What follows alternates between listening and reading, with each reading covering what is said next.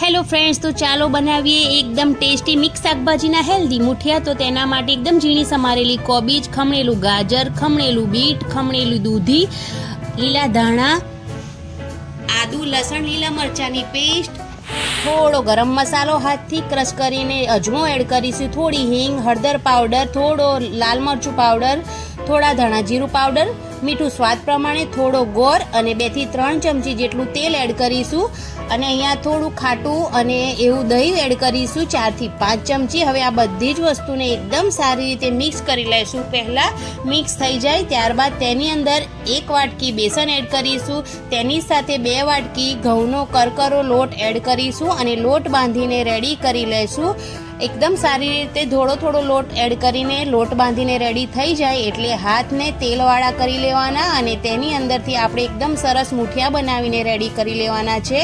એકદમ સારી રીતે બધા જ મુઠિયા બનીને રેડી થઈ જાય એટલે આ મુઠિયાને આપણે સ્ટીમ કરવાના છે। તો 15 થી 20 મિનિટ માટે મુઠિયાને સ્ટીમ કરીશું। તમે ટૂથપીક નાખીને ચેક કરી શકો છો, ટૂથપીક એકદમ ક્લિયર બહાર આવી જાય તો મુઠિયા એકદમ સરસ સ્ટીમ થઈ જાય છે।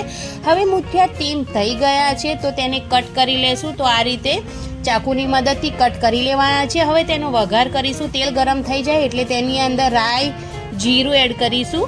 એકદમ સારી રીતે ક્રેકલ થઈ જાય એટલે તેની અંદર એડ કરીશું મીઠા લીમડાના પાન, ત્યારબાદ એડ કરીશું સફેદ તલ અને આ રીતે ઢાંકણ લગાવી બધી જ વસ્તુને એકદમ સારી રીતે ક્રેકલ કરી લેશું। ત્યારબાદ તેની અંદર એડ કરી દઈશું મુઠિયા।